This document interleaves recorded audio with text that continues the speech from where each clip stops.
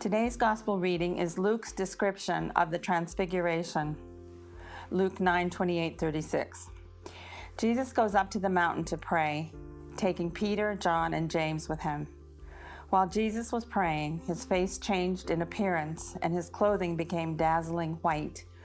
And the disciples saw two men conversing with him, Moses and Elijah.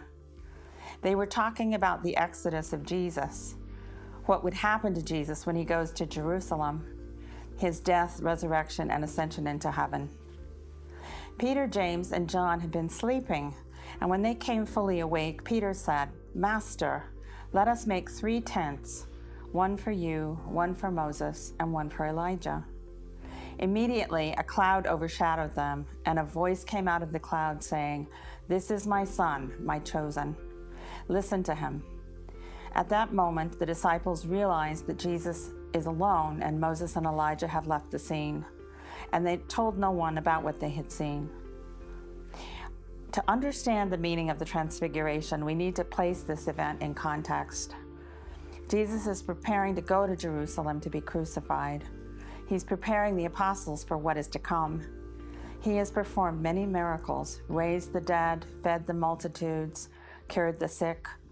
He sent out the 12 apostles 2 by 2 to preach the kingdom of God and to heal the sick.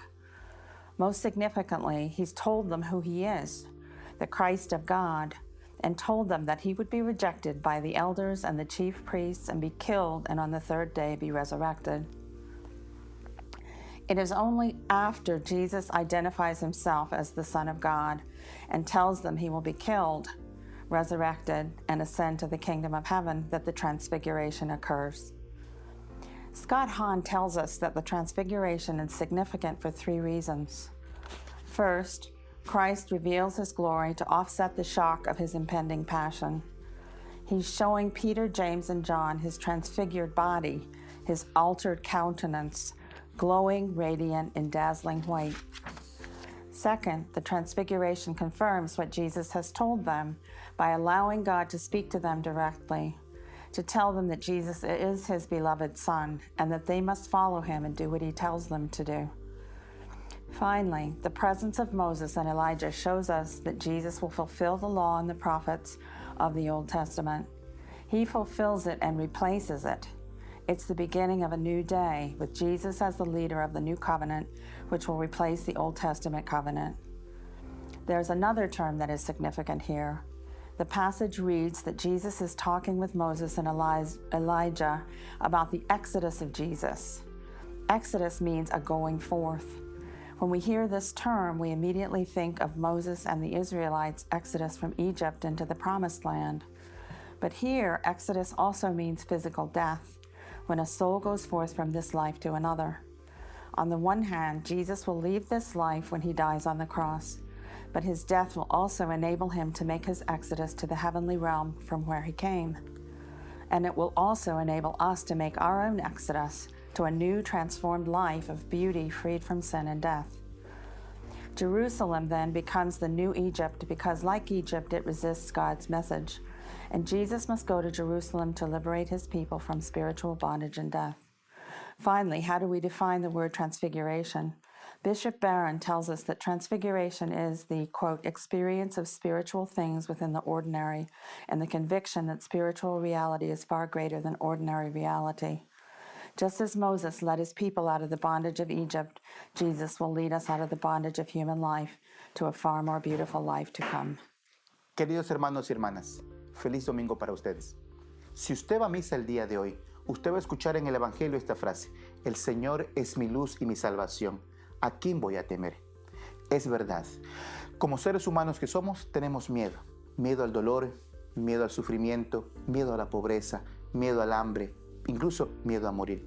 Pero cuando estamos agarrados de la mano del Señor, sabemos que Él nos va a llevar en este valle de lágrimas, con mucha esperanza y con mucho amor. A veces nos dejamos llevar mucho por las dificultades, por las injusticias, a veces por la enfermedad o por el sufrimiento, por el dolor e incluso por las infidelidades de padres, de esposos, de hijos. Pero Dios está siempre con nosotros. Por favor, métase en el corazón que Dios nunca lo abandona a usted. Dios le va a dar la mano para que usted continúe animado hasta el final de sus vidas. Dios es nuestra salvación. Dios es nuestra vida. Y si estamos agarrados de Jesús, nada podrá vencernos. El Señor nos promete darnos la vida eterna.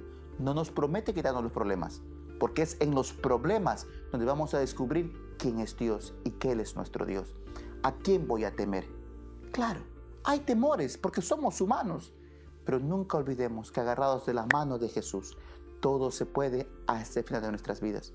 Cuando usted vaya a la misa, simplemente diga con el salmista: el Señor es mi luz y mi salvación. ¿A quién voy a temer? Es la luz cuando estamos en la oscuridad.